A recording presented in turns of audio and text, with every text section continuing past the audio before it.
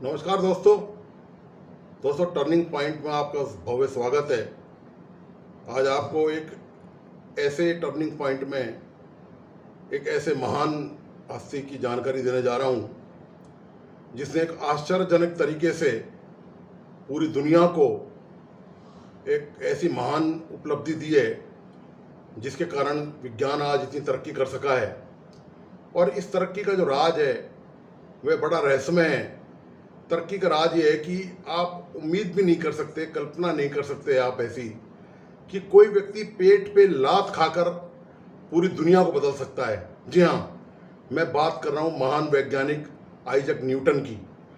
Newton को school में एक लड़का बार बार नीचा दिखाता था और मंद बुद्धि कहकर चढ़ाता था।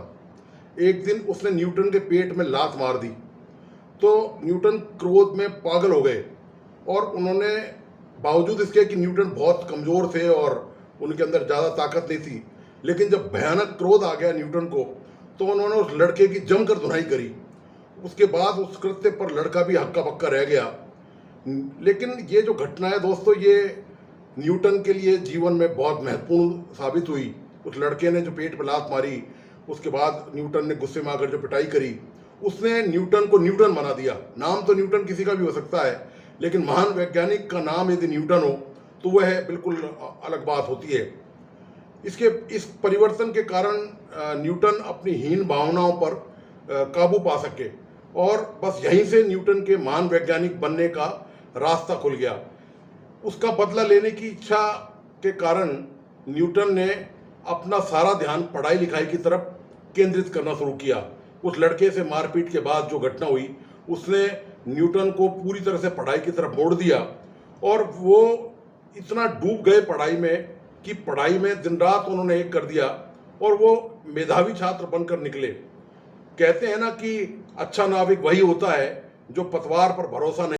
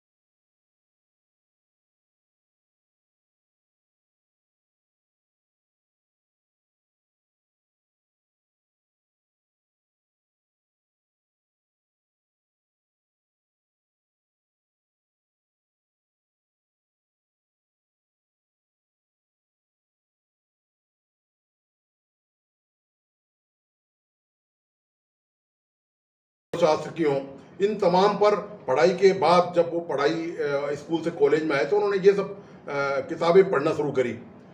अपने अंकल के कहने पर न्यूटन ने सन 1661 में ट्रिनिटी कॉलेज कैम्ब्रिज में दाखिला लिया।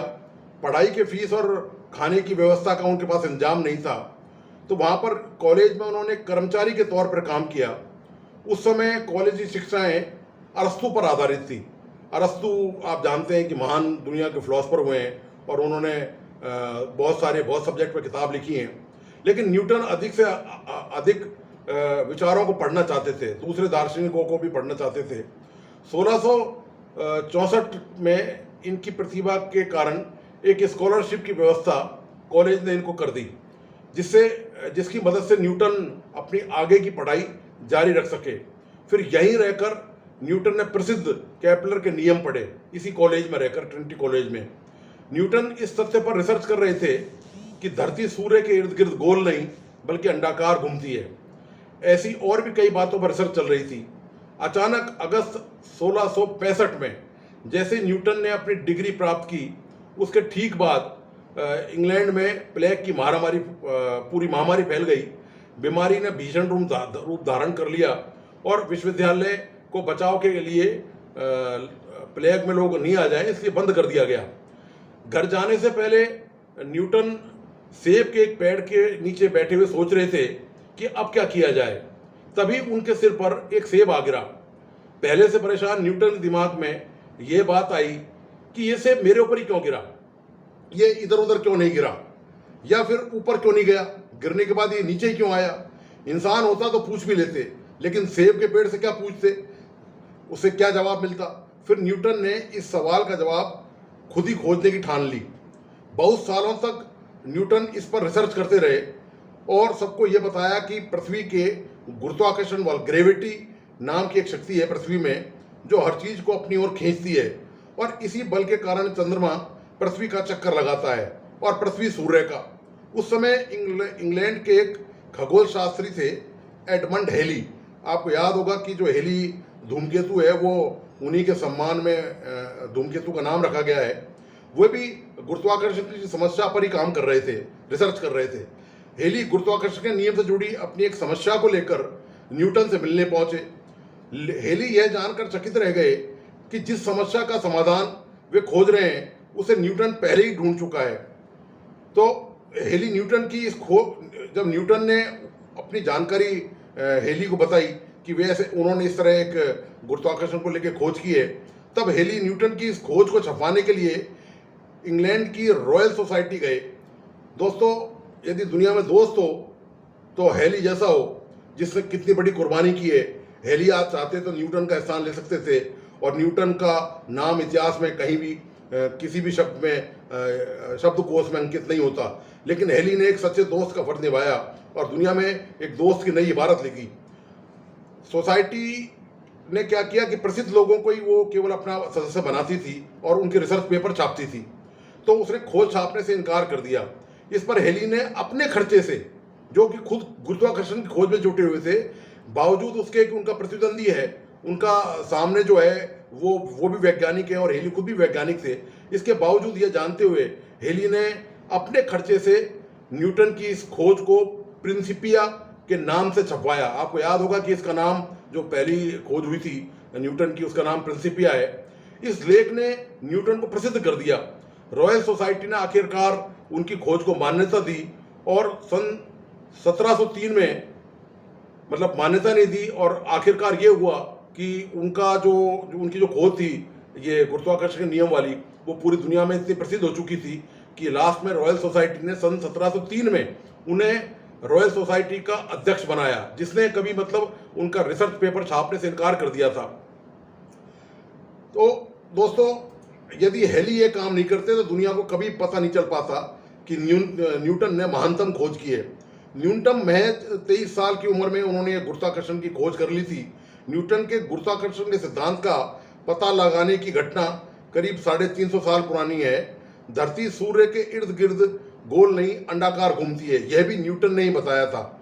न्यूटन हमेशा से खोजी थे। उन्होंने प्रकाश को परावर्तित करने वाली दूरबीन का निर्माण किया, जिसका आज भी उपयोग होता है। न्यूटन ने एक भविष्यवाणी की थी कि जिसके अनुसार सन 2060 से पहले धरती खत्म नहीं होगी। यह माना जाता है कि न्यूटन ने आजीवन विवाह नहीं किया। 20 मार्च 1727 को लंदन शहर में न्यूटन की सोते समय मृत्यु हो गई। उन्हें वेस्टमिंस्टर एबे में दफनाया गया। न्यूटन, जिनके कोई बच्चे नहीं थे, उनके अंतिम वर्ष में उनके रिश्तेदारों ने उनकी अधिकांश संपत्ति पर कब्जा कर लिया और वे लगभग निर्वासित से ही मृत्यु को प्राप्त हुए। न्यूटन अपने वैज्ञानिक कामों में इतने रम चुके थे कि उनकी मृत्यु के बाद उनके शरीर में पारे की भारी मात्रा पाई गई। आप जानते हैं कि पारा बहुत ही खतरनाक होता है। पारे की विषाक्तता के कारण ही न्यूटन की मृत्यु हुई, और ये उनका रिसर्च की दिशा में, शोध की दिशा में, महान वैज्ञानिक बनने की दिशा में सनकीपनी था, जो लगातार वो खोज करते थे, प्रयोग करते थे, तो वो पारा उनके शरीर में लगातार जाता रहा।